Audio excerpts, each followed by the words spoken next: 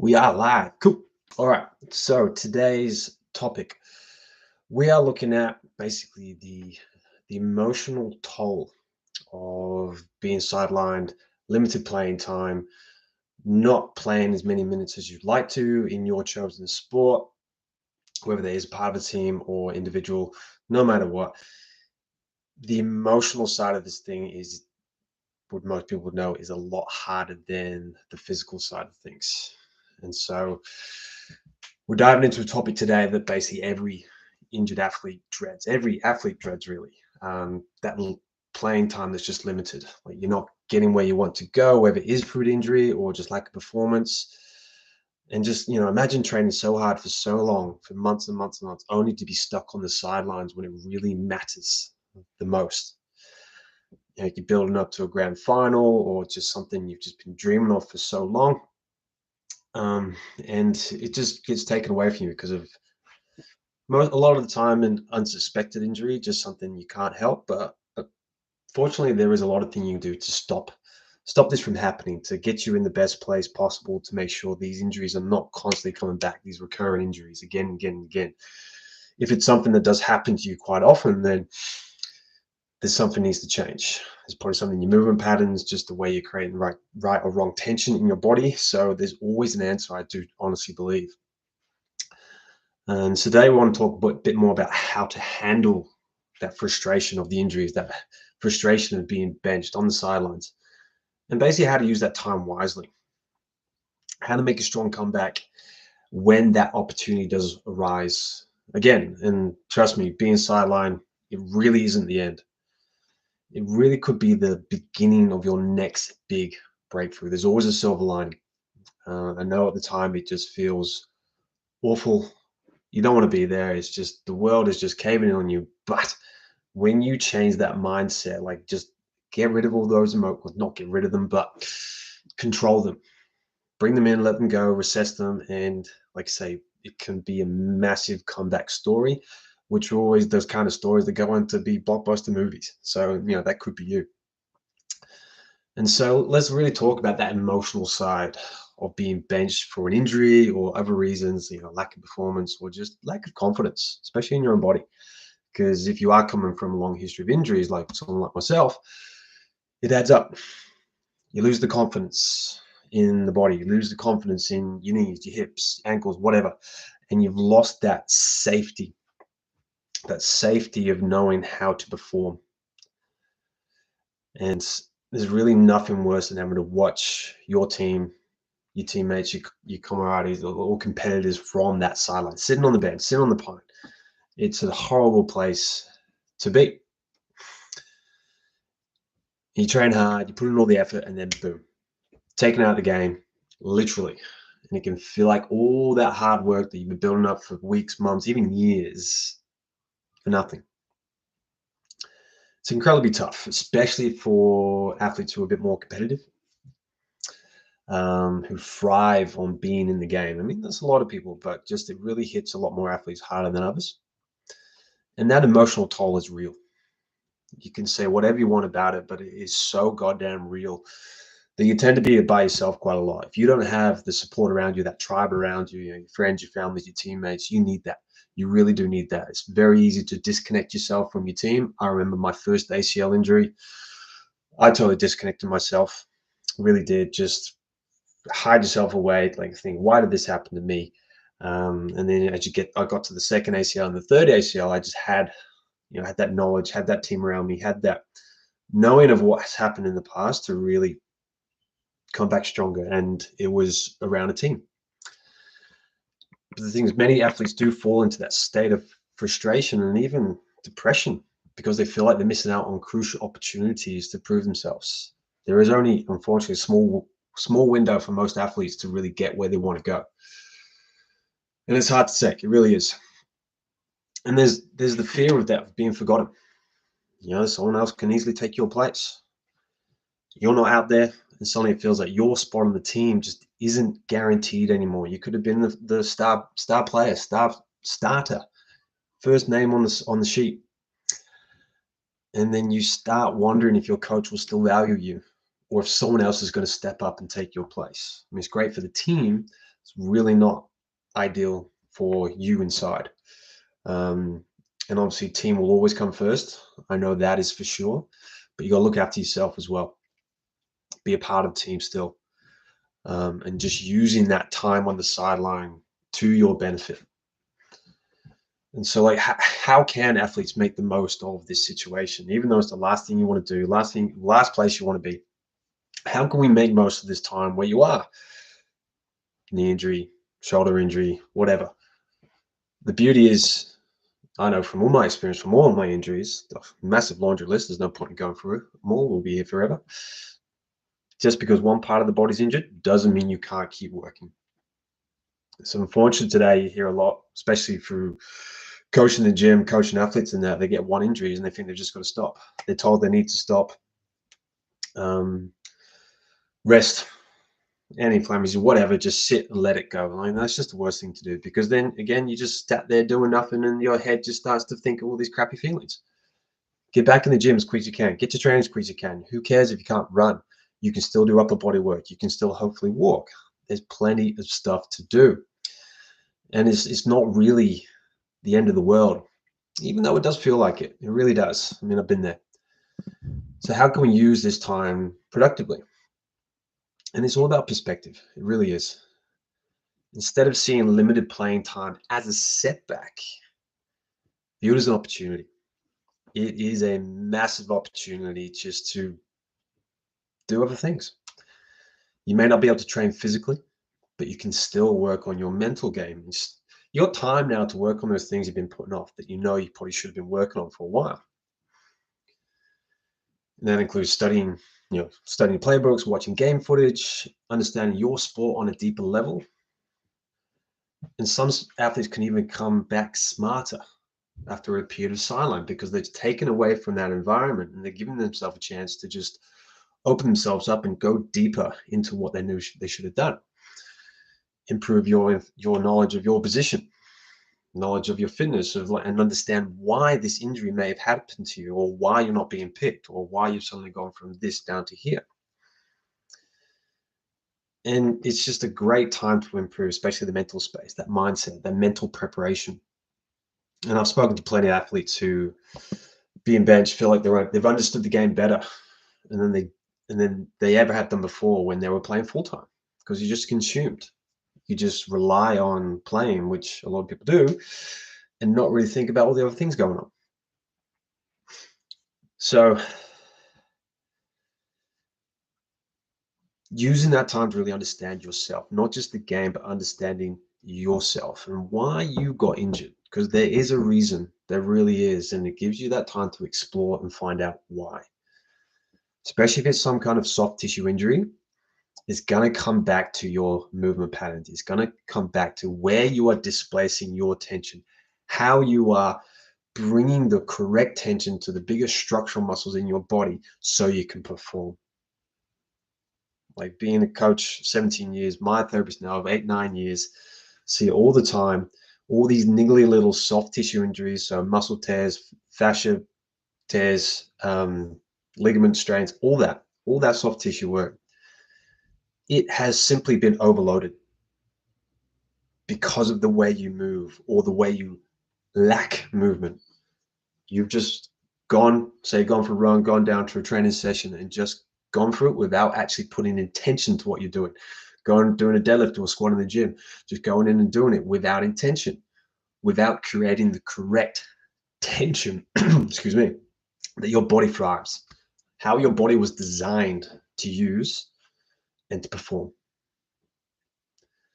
So watching from those sidelines, it can really give you that fresh perspective on yourself as an athlete, your personal strengths, your personal weaknesses, all of that. And it really comes back to having that focus on your rehab and your prehab coming back, because we all know if you've been injured before, you're going to potentially hurt yourself again if you don't go about it the right way. Again and again and again. Like myself, 3 ACL recos within 4 years because I had, lack of knowledge.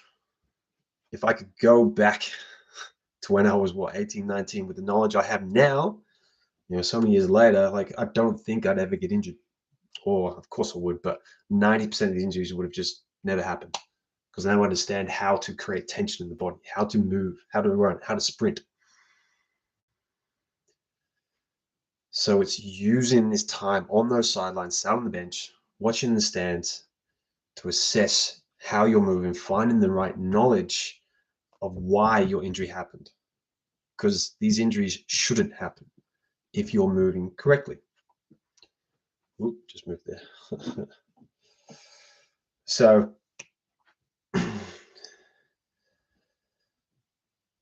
we don't want to rush back too soon, which a lot of people do. Of course, you want to get back. You may be striving for that contract or that starting spot next year. It's really taking your time, using that time to your benefit to understand what is going on so you can come back stronger. I say this to all the athletes, all the clients, like it is an opportunity to improve. Because if you don't change this, you'll just keep going. That cycle again, that recurrent injury, which nobody wants. But what about those who just don't get injured, but still find themselves getting less playing time? What's their best move? What can we do? And so if you're not really dealing with an injury, but are seeing that limited playing time, use that time to work on the skills that make you indispensable to your team. Study other players, study someone else who's in your position. And what are they doing? What are they doing better? What can you do to overcome them? And the biggest thing about this page, Natural Born Running, is if you actually start treating running as a skill, you can sprint past them. You can run for longer. You can not use as much energy. You can be more efficient just by learning how to run. Is running bad for perimenopausal women? Shouldn't be, as long as you're running, okay. As long as it's not causing pain. I mean, it's just a period in your life. Like the female body is designed to go through that, not unfortunately, but it's just natural. So there's no reason why you can't run for that, Mary. So thanks for that question. Yeah, it's using that time, unpack where you can improve, because there's a reason why you're not playing. So find out that reason and just hone in on that reason, hone in on that skill. And again, I'm just going to hammer home till the cows come home. Learn how to run. It will be a game changer for anybody in any sport. There, you're playing a ball sport, footy, rugby, cricket, tennis, netball, all of that. You can improve just by treating running as a skill instead of just running. And that's going to give you the edge when you get the chance.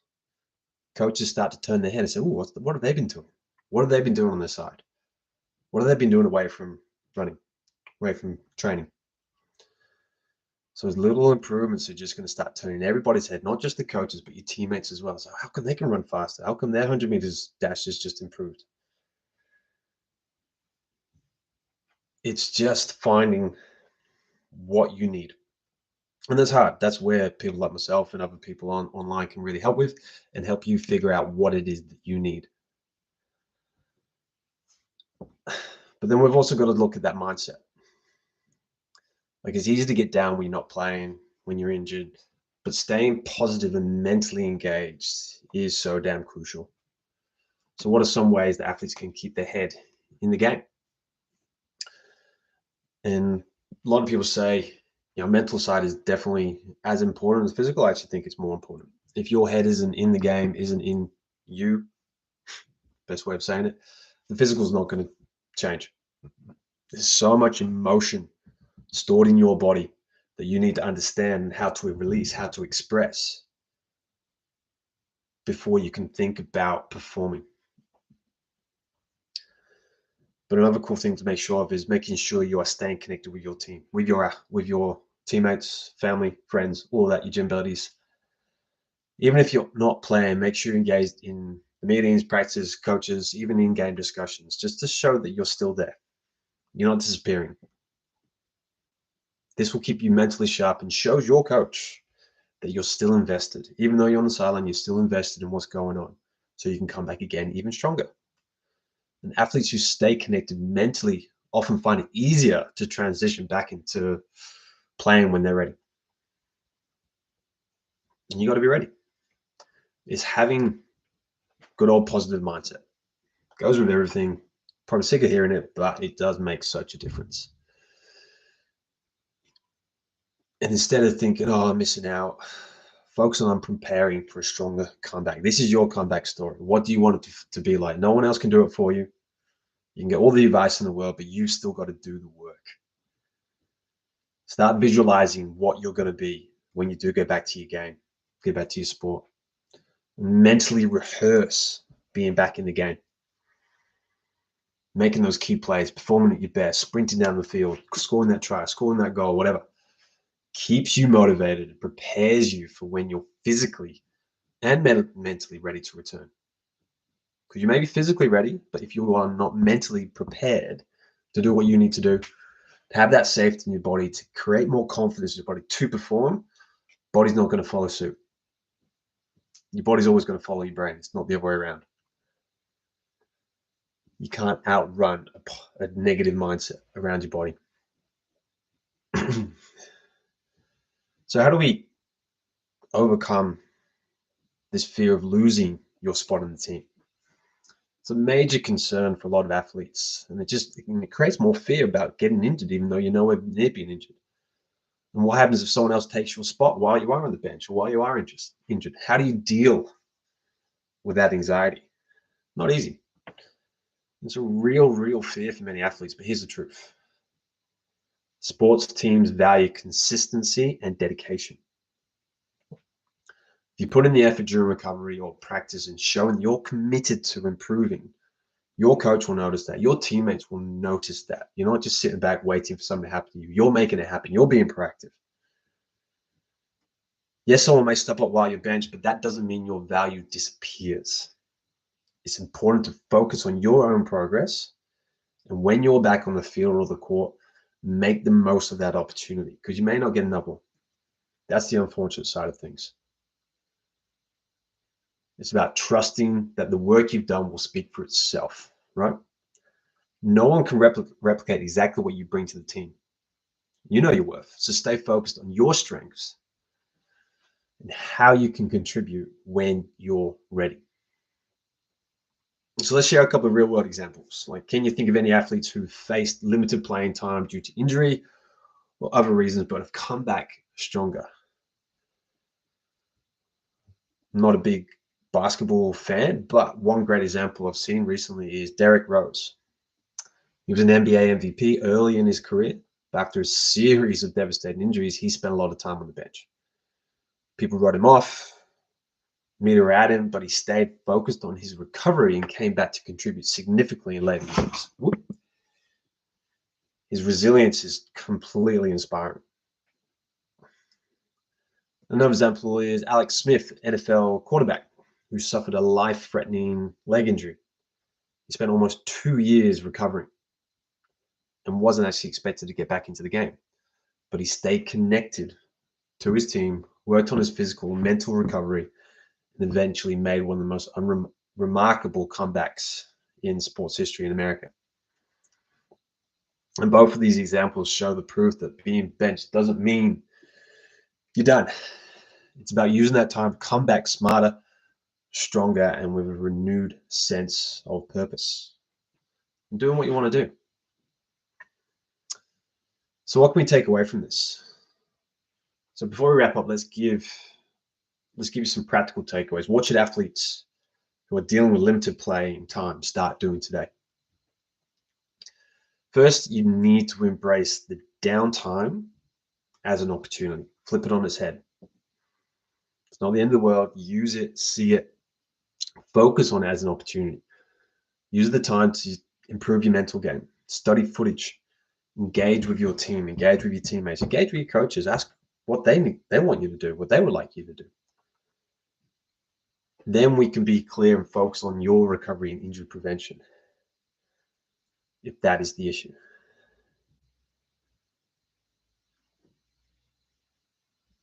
It's just about keeping that positive mindset, as always, visualizing when you're coming back and trust the work you're putting in behind the scenes. No one sees the stuff you do behind the scenes, and that's where all the greats are made. You've got to do the stuff that sucks. So remember, limited playing time doesn't mean limited potential. It's about how you use this period to improve both mentally and physically. So thanks very much for jumping on today. I had a few likes here, a couple of questions. Awesome. But if you're struggling with limited playing time and want to learn more strategies to make a strong comeback, check out the resources we have here at Natural Born Running. Drop us a DM, give us a comment. Make sure to subscribe and follow us for more episodes on how to keep pushing forward as an athlete. And until next time, stay strong, stay smart, and stay in the game.